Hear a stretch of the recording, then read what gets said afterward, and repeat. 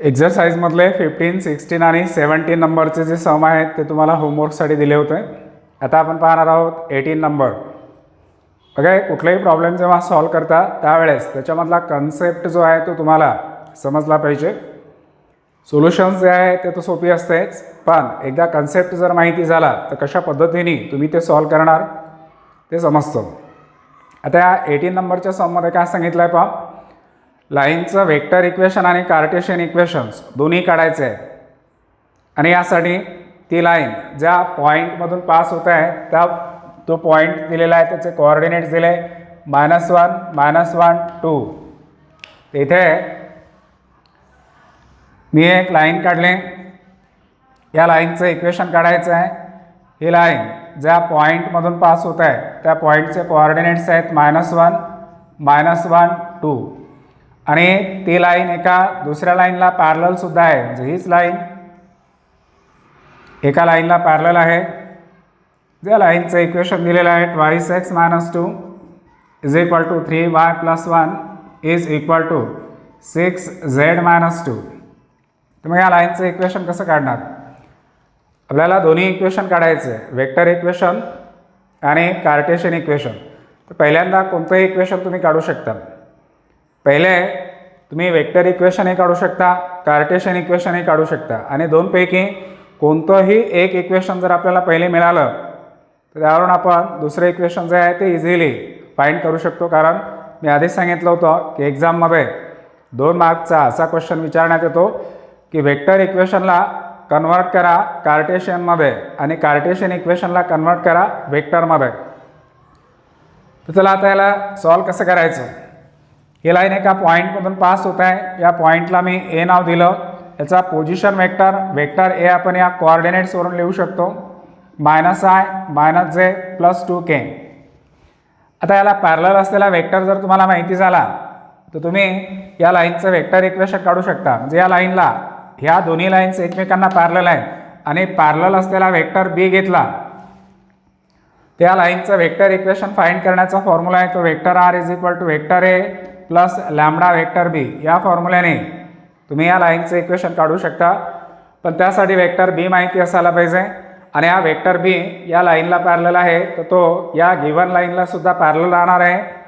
मग या वेक्टर बीला इन टर्म्स ऑफ IJK मध्ये लिहिण्यासाठी आपल्याला या लाईनचे डायरेक्शन रेशोज माहिती असायला पाहिजे.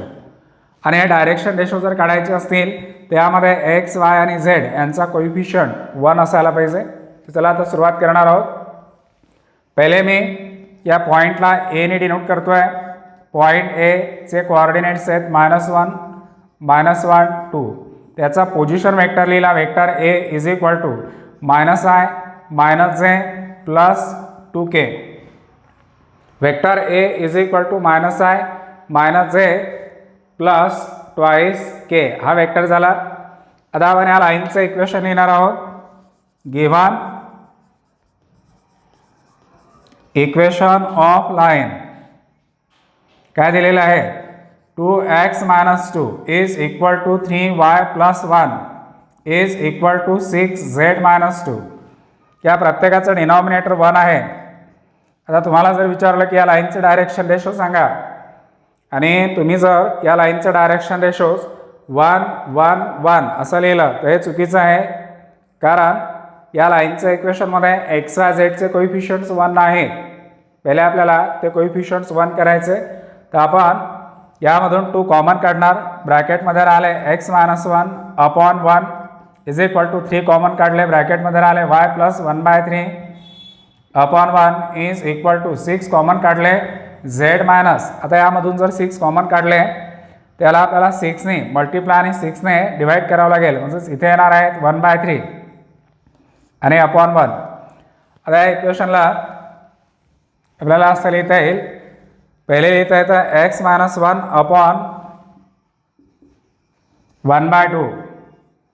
/ 1/2 इकडे येतील y + 1/3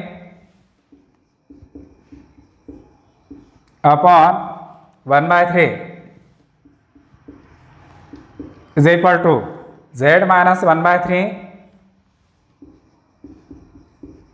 / 1/6. तर आता यामध्ये चेक करा, एक्स वाय आणि झेड या सर्वांचे कोइफिशियंट जे आहेत ते 1 आलेले आहेत. जेव्हा एक्स वाय झेडचे कोइफिशियंट्स 1 येतात त्यावरून तुम्ही या लाईनचे डायरेक्शन रेशोज काय आहेत ते सांगू शकता. त्यांचे डायरेक्शन रेशोज आहेत 1/2 किंवा याला तुम्ही 6ने याला 6ने जर मल्टिप्लाय केलं 1/6ने ते डायरेक्शन रेशोज आणखी सिंपल फॉर्ममध्ये आपल्याला लिहिता येतील. एक्स मायनस 1 अपॉन इथे जर आपण 6ने मल्टिप्लाय केलं तर येणार 3 is equal to Y plus 1/3 upon 2 is equal to Z minus 1/3 upon 1. त्यावरून तुम्ही लाईनचे डायरेक्शन रेशोज लिहू शकता. DRS of line R3,2,1 3,2,1. आता या लाईनचे डायरेक्शन रेशोज आपल्याला मिळालेले आहेत. DRS of line 3,2,1. आता या लाईनला पॅरलल असलेला वेक्टर कोण आहे? बी. त्या डायरेक्शन रेशोवरून हा वेक्टर तुम्ही इन टर्म्स ऑफ IJK मध्ये लिहू शकता. तर let vector B is equal to 3i plus 2j plus k be the vector parallel to line. आता वेक्टर बी आपल्याजवळ आहे आणि वेक्टर ए सुद्धा पासिंग थ्रू द पॉईंटचा पोझिशन वेक्टर आपल्याला दिलेला आहे. हा वेक्टर बी आहे. आता तुम्ही या लाईनचं वेक्टर इक्वेशन काढू शकता. देअरफॉर रिक्वायर्ड लाईनचं वेक्टर इक्वेशन काढता येईल. ती लाईन या ए पॉईंटमधून पास होत आहे आणि वेक्टर बी ला पॅरलल आहे. Therefore vector equation of line passing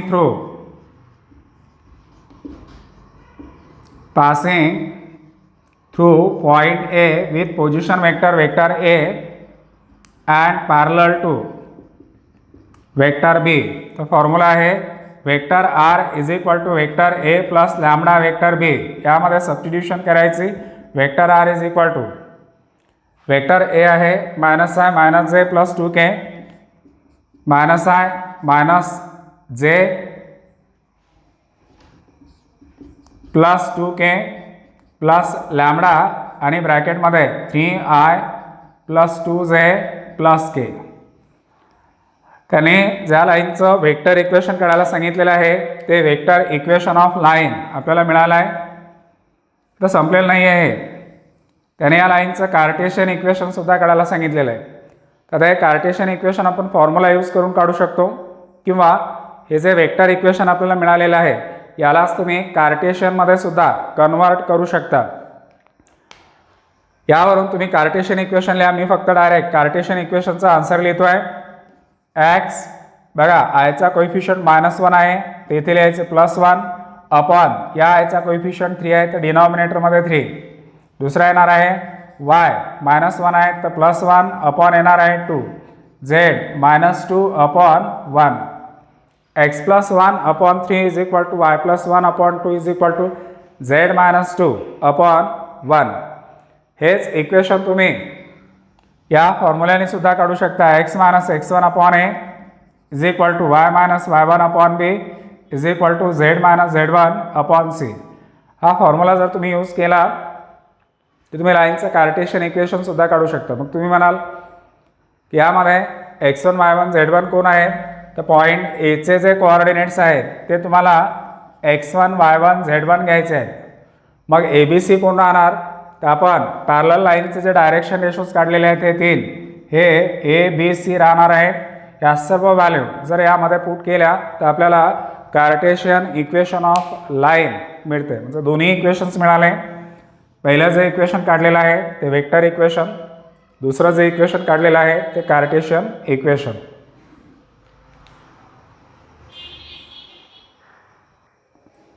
आता आपण पाहणार आहोत 19 नंबर.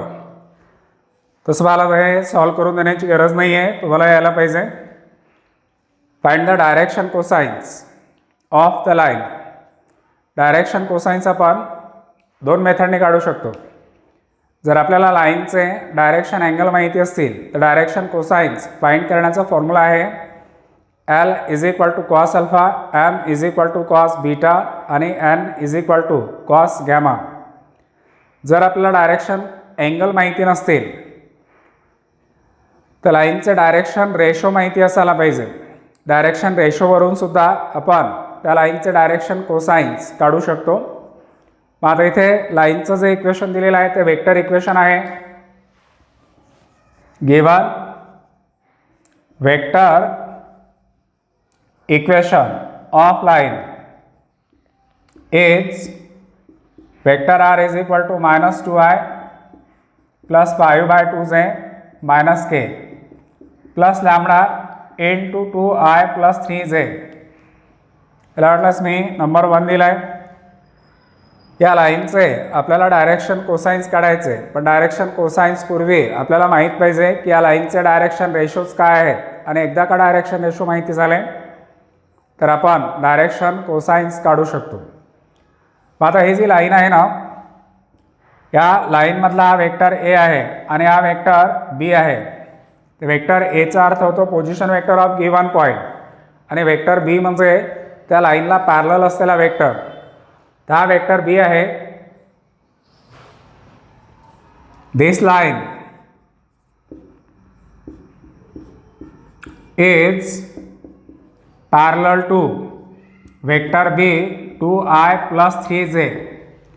तर ही लाईन ज्या वेक्टरला पॅरलल आहे त्या वेक्टरवरून तुम्ही या लाईनचे डायरेक्शन रेशोज लिहू शकता. त्या लाईनचे डायरेक्शन रेशोज आयचा कोइफिशियंट 2 आहे, जेचा कोइफिशियंट 3 आहे, यामध्ये के नाही त्याला आपण 0 के लिहिणार आहोत. Therefore direction ratios of line number 1 are 2, 3, 0 म्हणजे हे डायरेक्शन रेशो झाले ए बी सी. आणि जर लाईनचे डायरेक्शन रेशोज माहिती असतील तर डायरेक्शन कोसाइन्स फाइंड करण्याचा फॉर्म्युला काय होता बा, DCS ऑफ लाईन आर. एलचा फॉर्म्युला आहे a upon √a² plus b² plus c². M दूसरा डायरेक्शन कोसाइन्स फॉर्म्युला आहे b upon √a² plus b² plus c². आणि एलचा फॉर्म्युला आहे c upon √a² plus b² plus c². तर आता A B C आपल्याकडे आहेत. आपण √a² plus b² plus c² ची व्हॅल्यू फाइंड करणार. तर √a ची व्हॅल्यू आहे 2, 2चा स्क्वेअर आला आहे 4, b ची व्हॅल्यू आहे 3, 3चा स्क्वेअर 9 आणि c ची व्हॅल्यू आहे 0, 0चा स्क्वेअर आहे तो 0 √13. आणि आता यामध्ये सबस्टिट्यूशन जर केलं इज इक्वल टू येणार आहे 2/13 √13. दुसरा येणार आहे 3/√13 आणि इकडे येणार 0/√13 इज इक्वल टू 0. त्या लाईनचे डायरेक्शन कोसाइन्स आहेत DCS ऑफ लाईन आर. पहिला आहे तो 2/√13, दुसरा आहे 3/√13 आणि 0. या तिघांच्या स्क्वेअरची ॲडिशन केली ना तर आपल्याला 1 मिळाला पाहिजे.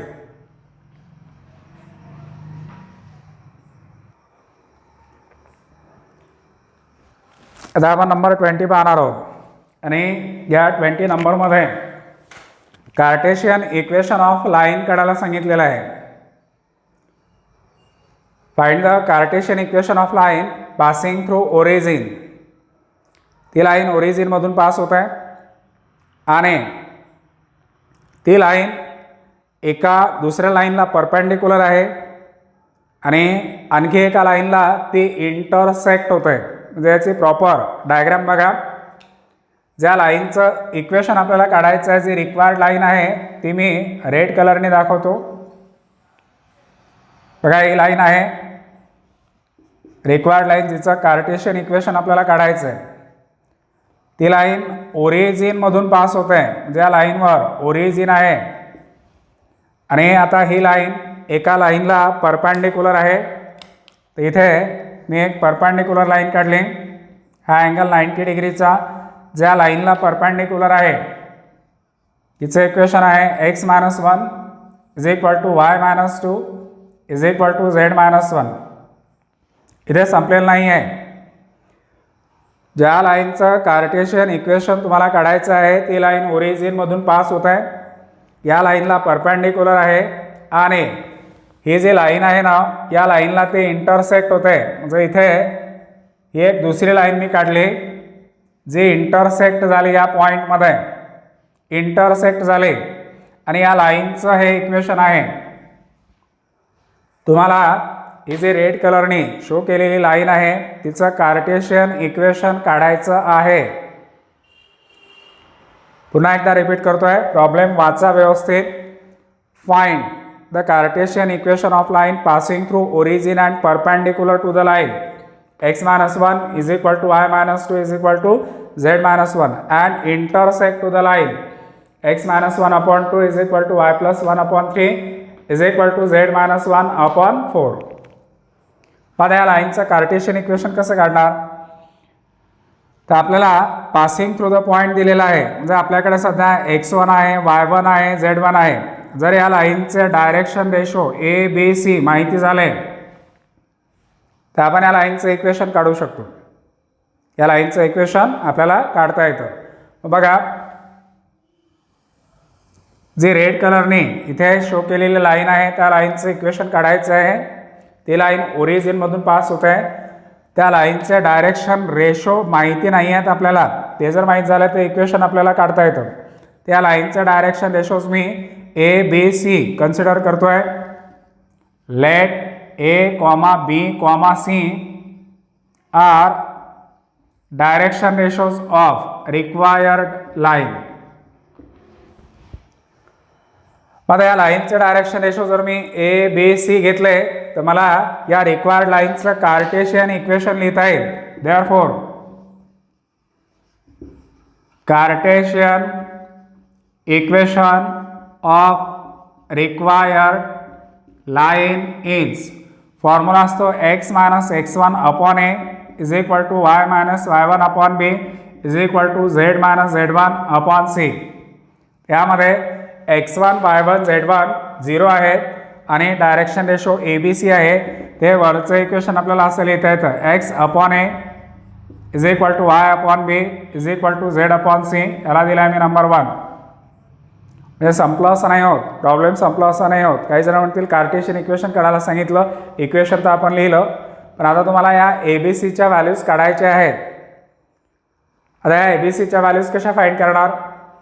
तर ही जी लाईन आहे ना, ही लाईन या लाईनला परपेंडिकुलर आहे. या लाईनला परपेंडिकुलर आहे. ही line number 1 is perpendicular to x minus 1 is equal to y minus 2 is equal to z minus 1. मी इथे गिवन इक्वेशन ऑफ लाइन लिहितोय. Given equation of line is x minus 1 is equal to y minus 2 is equal to z minus 1. Check करायचा x y झेडचे coefficients 1 आहेत का? एक्सचा coefficient 1 आहे, वायचा 1 आहे, झेडचा 1 आहे. ज्याच्या डिनॉमिनेटरमध्ये हे जे 3 नंबर 1 1 1 राहणार आहेत हे या लाईनचे डायरेक्शन रेशोज आहेत. याला मी नंबर 2 दिला. Therefore direction ratios of line number 2 are 1, 1, 1. या लाईनचे डायरेक्शन रेशोज 1, 1, 1 आणि लाईन नंबर 1 चे डायरेक्शन रेशोज आहेत ए बी सी. आता त्यांचं असं म्हणणं आहे की ही नंबर लाईन 1 जी आहे, 1 नंबरची जी लाईन आहे ती लाईन नंबर 2 ला परपेंडिकुलर आहे. हा अँगल यांच्यामधला 90 डिग्रीचा आहे सांगितलेला आहे त्यांनी. हे परपेंडिकुलर आहे तसं सांगितलेलं आहे. तर आपण असं लिहिणार आहोत, since line number 1 is perpendicular to line number 1 is perpendicular to line number 2. तो परपेंडिकुलरची कंडिशन काय राहते? a1 a2 plus b1 b2 plus c1 c2 is equal to 0.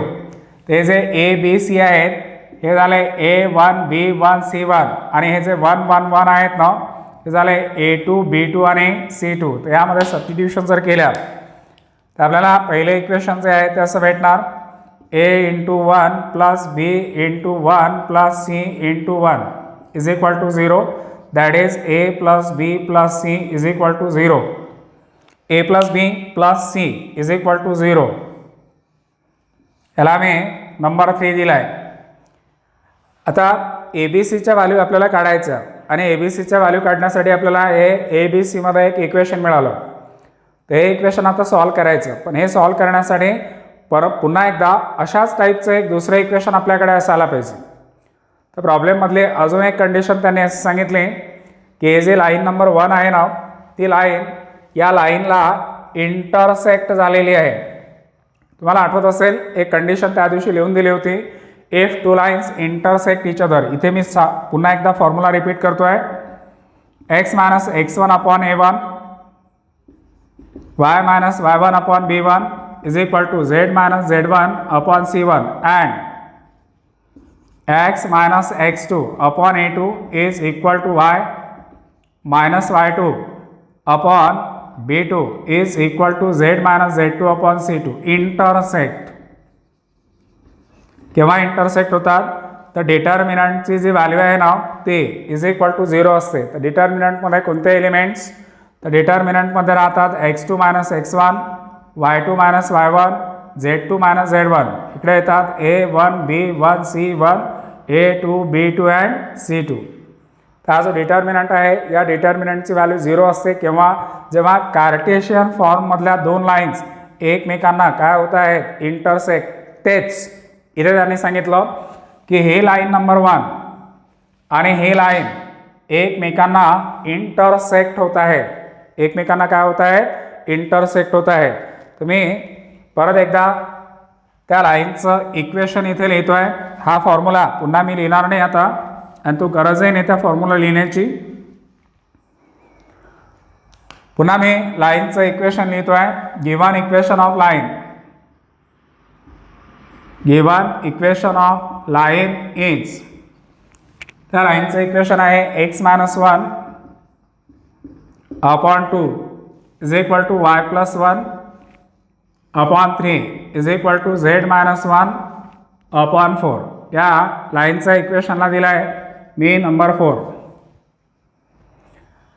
आता कोणत्या दोन लाईन एकमेकांना इंटरसेक्ट होतात, तर लाईन नंबर 1 ही आहे लाईन नंबर 1 आणि ही आहे लाईन नंबर 4. या दोन्ही लाईन्स एकमेकांना इंटरसेक्ट झालेल्या आहेत.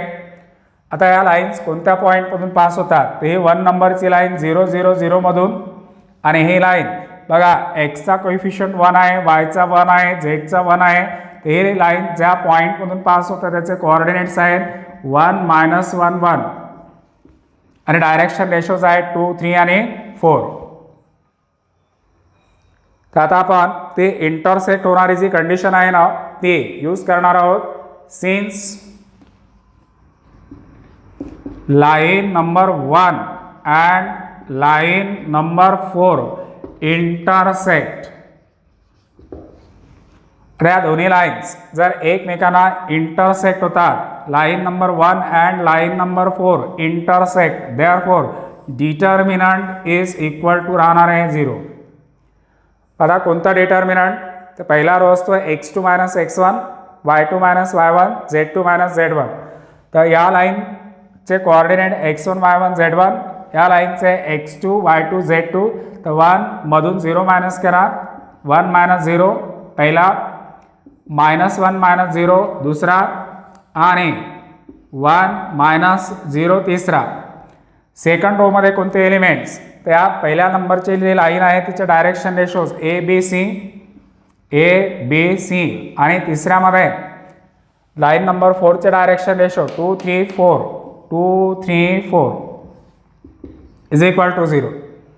या डिटर्मिनंटला सॉल्व केलं की अशा टाईपचं एक दुसरं इक्वेशन आपल्याला भेटणार आहे. ते -0 लिहिण्याची गरज नाही, काढून टाकले. आणि आता या डिटर्मिनंटला एक्सपांड केलं तर पहिले येणार आहेत 1 ब्रॅकेटमध्ये 4b minus 3c minus minus plus 1 in bracket 4a minus 2c and plus 1 in bracket 3a minus twice b is equal to 0. 1ने याला मल्टिप्लाय केलं तर येणार आहेत 4b मायनस येणार आहेत 3c प्लस येणार आहेत 4a minus 2c plus 3a minus 2b is equal to 0. पहिले आपण एच्या टर्म्स लिहिणार.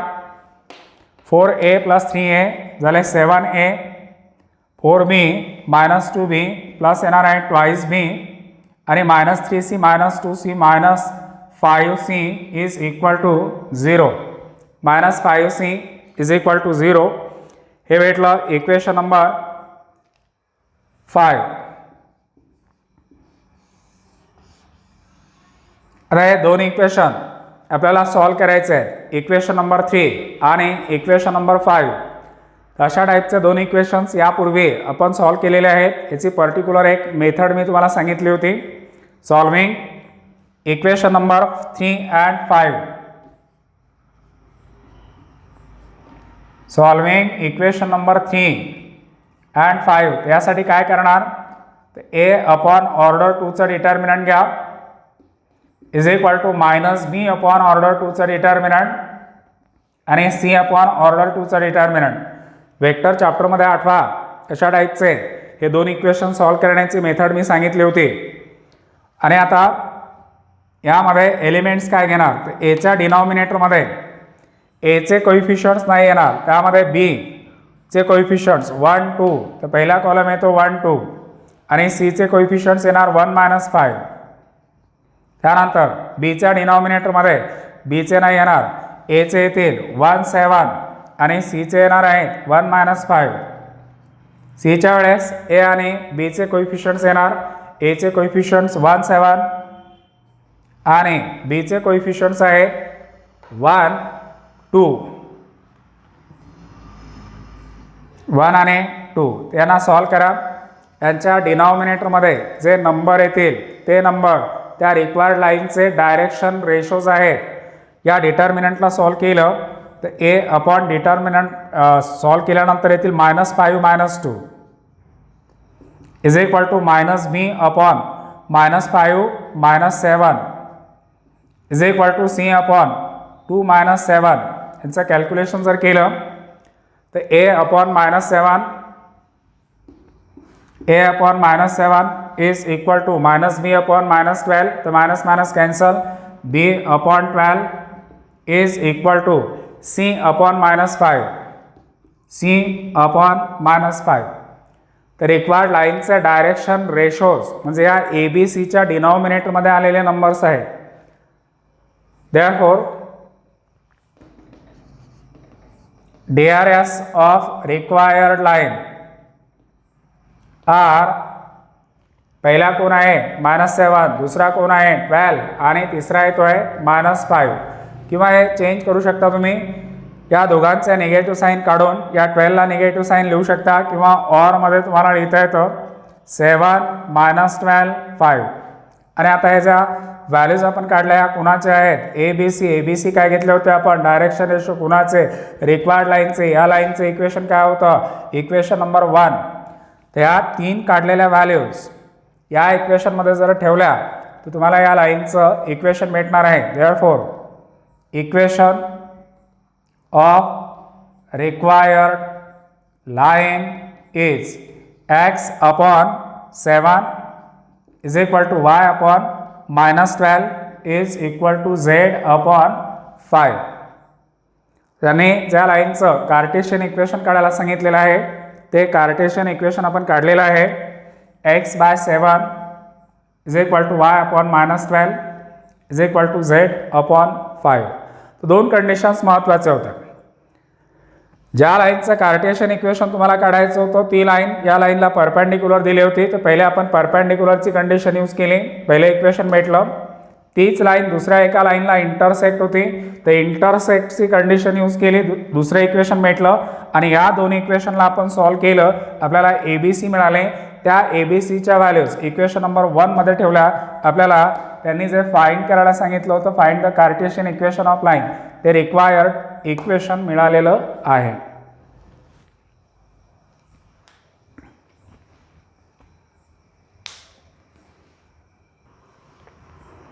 आता आपण पाहणार आहोत 21 नंबर. यामध्ये आपल्याला लाईनचं वेक्टर इक्वेशन काढायला सांगितलेलं आहे आणि जे इक्वेशन दिलेलं आहे ते कार्टेशियन इक्वेशन आहे. पण हे कार्टेशियन इक्वेशन आपल्याला पाहिजे त्या फॉर्ममध्ये दिलेलं नाही आहे. जनरली कार्टेशियन इक्वेशन हे असं असतं, x - x1 upon a is equal to y minus y one upon B is equal to Z minus z one upon c. आणि अशा टाईपमध्ये जर इक्वेशन आपल्याला मिळालं त्यावरून कार्टेशियन इक्वेशन फाइंड करणं सोपी आहे. पण त्यांनी दिलेलं इक्वेशन या टाईपमध्ये नाही आहे. तर सर्वात पहिले आपल्याला काय करावं लागेल, त्यांनी दिलेलं इक्वेशन या कार्टेशियन फॉर्ममध्ये आणायचं आहे. आता त्यांनी दिलेले इक्वेशन्स कोणते आहेत बघा. गिवन इक्वेशन्स आर, दोन इक्वेशन्स दिलेले आहेत त्यांनी. गिवन इक्वेशन्स आर, एक आहे y इज इक्वल टू 2 आणि कॉमा करून दिलेला आहे 4x minus 3z plus 5 is equal to 0. सर्वात पहिले हे कार्टेशियन इक्वेशन आपल्याला या टाईपमध्ये आणायचं आहे आणि इथं आल्यानंतर मग आपण याला कन्वर्ट करणार आहोत वेक्टर इक्वेशनमध्ये. ते जे y इज इक्वल टू 2 आहेत ना, याला आपण y minus 2 is equal to 0 असं लिहू शकतो. आणि इथे 4x एका बाजूला ठेवा, 3z आणि 5ची साईड चेंज करा. 3z मायनस येणार आहेत 5, 3z मायनस 5. आता यांचे कोइफिशियंट्स कॉमन काढून साईड जर चेंज केल्या तर काय होणार पहा, y minus 2 is equal to 0. इथे येतील 4x इज इक्वल टू 3 ब्रॅकेटमध्ये z मायनस 5 अपॉन 3. यांचं क्रॉस मल्टिप्लिकेशन्स केल्यानंतर y minus 2 is equal to 0 comma एक्सच्या डिनॉमिनेटरमध्ये 3 आणा इकडे आणि 4 इकडे. x upon 3 is equal to z minus 5 by 3 upon 4. हा एक रेशो. आणि या रेशोला लिहिताना जेव्हा तुम्ही यामध्ये लिहिणार बघा, एक्सचा रेशो आहे झेडचा आहे, वायचा नाही. तर इक्वेशन ऑफ लाईन आपल्याला लिहिता येतं एक्स अपॉन 3. वायचा रेशो लिहिताना आहे वाय मायनस 2, याच्या डिनॉमिनेटरमध्ये लिहायचे 0 is equal to Z minus 5 upon 3 upon 4. त्याने दिलेलं कार्टेशियन इक्वेशन मी आपल्याला पाहिजे त्या फॉर्ममध्ये कन्वर्ट केलेलं आहे. यावरून तुम्ही हेही सांगू शकता की लाईन कोणत्या पॉईंटमधून पास होत आहे. तुम्ही हेही सांगू शकता की या लाईनचे डायरेक्शन रेशोज काय आहेत. कारण या इक्वेशनमध्ये एक्सचा कोइफिशियंट 1, वायचा कोइफिशियंट 1, झेडचा coefficient 1. This line is passing through the point 0, 2, 5 by 3. Direction ratios राहणार आहे 3, 0, 4. आणि आता पासिंग थ्रू द पॉईंट माहिती आहे, डायरेक्शन रेशोज माहिती आहे. तुम्ही लाईनचं वेक्टर इक्वेशन लिहू शकता फॉर्म्युल्याने, किंवा यालाच is equal to lambda consider करूनही तुम्ही लाईनचं वेक्टर इक्वेशन लिहू शकता. तुम्ही पुढे असं लिहितोय, this line passes through the point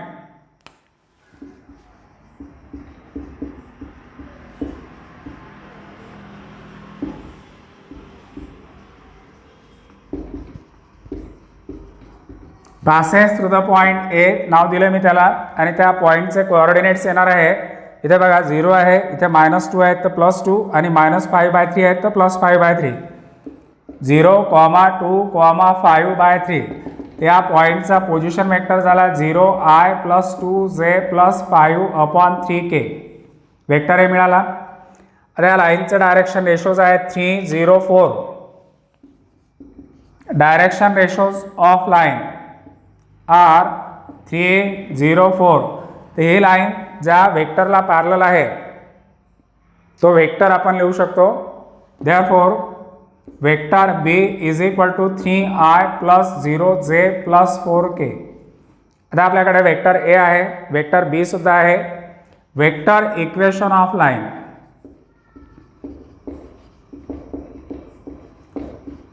passing through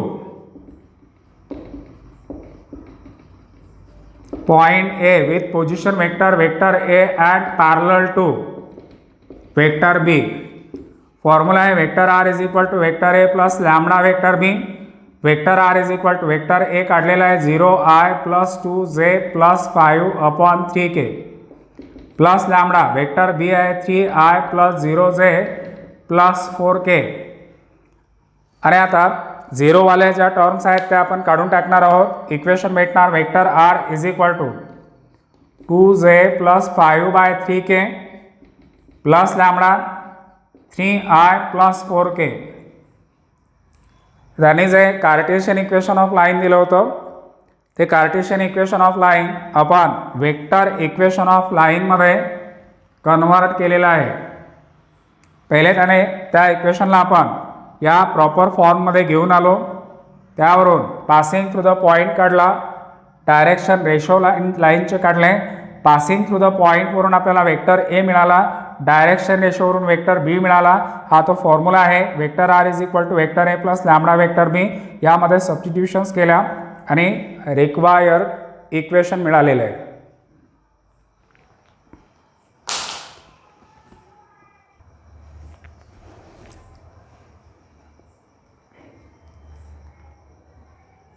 आता आपण 22 नंबरचं प्रॉब्लेम पाहतोय. यामध्ये आपल्याला कोऑर्डिनेट्स ऑफ पॉईंट काढायला सांगितलेले आहेत. एक लाईन आहे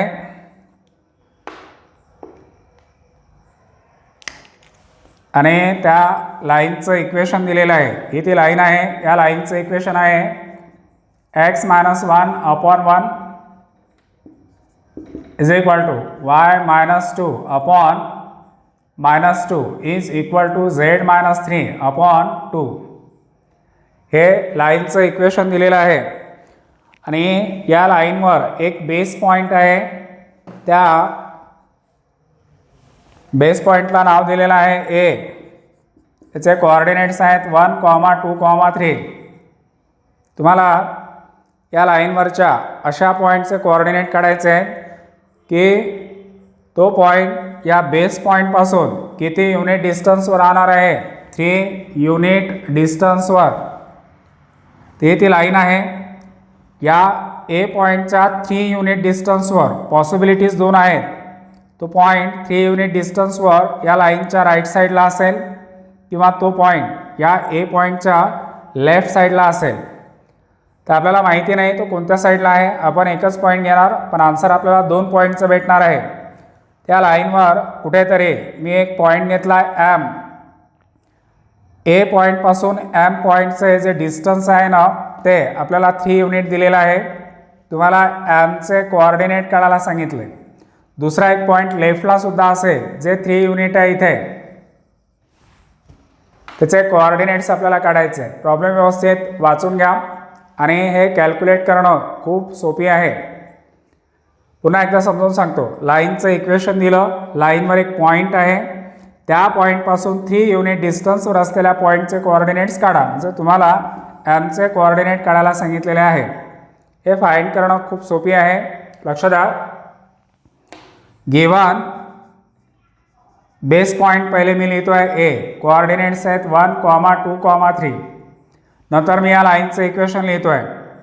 equation of line is x - 1 upon 1 is equal to y - 2 upon -2 is equal to z - 3 upon 2. त्या लाईनवरच्या एनी पॉईंटचे कोऑर्डिनेट आपण काढू शकतो. याला जर मी लॅम्बडा कन्सिडर केला आणि इथे जर लेट लिहिलं, त्या इक्वेशनला जर मी सॉल्व केलं तर x इज इक्वल टू भेटणार आहे 1 plus lambda. y is equal to भेटणार 2 - 2 लॅम्बडा. 2 - 2 लॅम्बडा आणि z इज इक्वल टू भेटणार आहे 3 + 2 लॅम्बडा. त्या लाईनवरच्या एनी पॉईंटचे कोऑर्डिनेट्स आपल्याला भेटलेले आहेत. Therefore coordinates of any point on line are पहिला 1 प्लस लॅम्बडा, दुसरा आहे तो 2 - 2 लॅम्बडा, तिसरा आहे तो 3 + 2 lambda. Coordinates of any point on the line are झाले काढून. आता एम पॉईंट ए पॉईंटपासून 3 युनिट डिस्टन्सवर आहे. त्याला नाव दिलं आहे आपण M. Let M be the point on line such that A M जे डिस्टन्स आहे ना ते किती युनिट्स आहे 3 युनिट्स. मग एम पॉईंटचे कोऑर्डिनेट, एम हा लाईनवर असल्यामुळे एमचे कोऑर्डिनेट्स आपण हे घेऊ शकतो. Therefore coordinates of point M पहिला 1 प्लस लॅम्बडा, 2 - 2 लॅम्बडा, 3 + 2 लॅम्बडा. हे झालं आहे कोऑर्डिनेट्स ऑफ एम. आता लॅम्बडाची व्हॅल्यू जर आपल्याला भेटली तर आपण एमचे कोऑर्डिनेट काढू शकतो. आणि लॅम्बडाची व्हॅल्यू फाइंड करण्यासाठी या कंडिशनचा यूज करा. ए पासून एमचा डिस्टन्स 3 युनिट आहे. त्याला डिस्टन्स फॉर्म्युला यूज करायचा. By using distance formula M distance find करताना आपण यूज करणार अंडर रूट एमच्या कोऑर्डिनेटमधून एचे कोऑर्डिनेट मायनस करायचे. एमचा पहिला कोऑर्डिनेट काय 1 प्लस लॅम्बडा मधून मायनस करायचं 1 इथे येणार ब्रॅकेट स्क्वेअर. डिस्टन्स फॉर्म्युला आठवत असेल सर्वांना under root x2 minus x1 whole square plus y2 minus y1 whole square plus z2 minus z1 whole square. तोच फॉर्म्युला आपण इथे यूज करतो आहे. 2 मायनस 2 लॅम्बडा मायनस 2 येणार आहे होल स्क्वेअर आणि 3 प्लस 2 लॅम्बडा मायनस 3 येतील whole square is equal to हे डिस्टन्स दिलेला आहे 3. याला सॉल्व केलं तर येणार अंडर रूट हे 1 1 कॅन्सल लॅम्बडा स्क्वेअर यामधले 2 2 कॅन्सल मायनस 2 लॅम्बडा स्क्वेअरचा स्क्वेअर येतो आहे 4 लॅम्बडा स्क्वेअर आणि प्लस 3 3 कॅन्सल होणार 2 लॅम्बडा स्क्वेअरचा स्क्वेअर येतो आहे 4 lambda square is equal to 3. यांची ॲडिशन केली तर under root 9 lambda square is equal to 3. दोन्ही साईडचा स्क्वेअर करायचं. स्क्वेअरिंग बोथ साइड्स आपल्याला भेटतील 9 lambda square is equal to 9 therefore lambda square is equal to 1 आणि मग लॅम्बडाच्या 2 व्हॅल्यू भेटल्या प्लस मायनस 1. लॅम्बडाचं किती व्हॅल्यू भेटलं 2 प्लस मायनस 1. मग आता इथे पहिल्यांदा आपण प्लस व्हॅल्यू घ्यायची for lambda is equal to 1. आपल्याला एम पॉईंटचे कोऑर्डिनेट काढायचे. त्या एम पॉईंटच्या कोऑर्डिनेट्समध्ये लॅम्बडाची व्हॅल्यू जर 1 ठेवली तर हे कोऑर्डिनेट्स काय येतात पहा. इथे जर 1 लिहिले तर 1 प्लस 1 2 येणार. इथे जर 1 ठेवले तर 1 into minus 2 minus 2 plus 2 cancel होणार 0 येणार आणि इथे जर 1 लिहिले तर 1 इंटू 2 2 प्लस 3 5. एम पॉईंटचे कोऑर्डिनेट्स भेटले 2, 0, 5. आता लॅम्बडाची दुसरी व्हॅल्यू भेटली होती -1 तर आपण पुढे लिहिणार आहोत for lambda is equal to -1 coordinates of point M. पुन्हा एकदा इथे जर मी -1 लिहिले तर -1 प्लस 1 कॅन्सल होणार 0. इथे जर -1 लिहिले तर मायनस प्लस 2 2 प्लस 2 ॲडिशन केली तर येणार 4 आणि इथे जर -1 लिहिले तर -2 झाले. 3 मधून 2 जर मायनस केले तर राहणार आहेत 1. तर पॉसिबिलिटी 2 आहे. आन्सर 2 भेटले. का 2 भेटले हे मी तुम्हाला आधीच सांगितलं होतं आणि इथे त्यांनी फाइंड द कोऑर्डिनेट्स हा यस लागलेला आहे. म्हणजे 2 पॉईंट काढायचे आहेत तुम्हाला. या ए पॉईंटपासून याच लाईनवरचे 2 पॉईंट काढा. जे पॉईंट ए पॉईंटपासून किती युनिट डिस्टन्सवर आहे 3. तर हा एम जो पॉईंट आहे त्याचे कोऑर्डिनेट 2, 0, 5 आणि इकडचा जो आहे त्याचे कोऑर्डिनेट्स राहणार आहे 0, 4, 1. अशा प्रकारे त्यांनी सांगितलेला जो पॉईंट आहे त्याचे कोऑर्डिनेट्स आपण काढलेले आहेत. इथे तुमची ही जी एक्झरसाइज आहे या एक्झरसाइजमधले टोटल 22 क्वेश्चन्स दिले होते. 22 प्रॉब्लेम्स होते आणि हे सर्वच्या सर्व जवळपास मी सॉल्व करून दिलेले आहेत.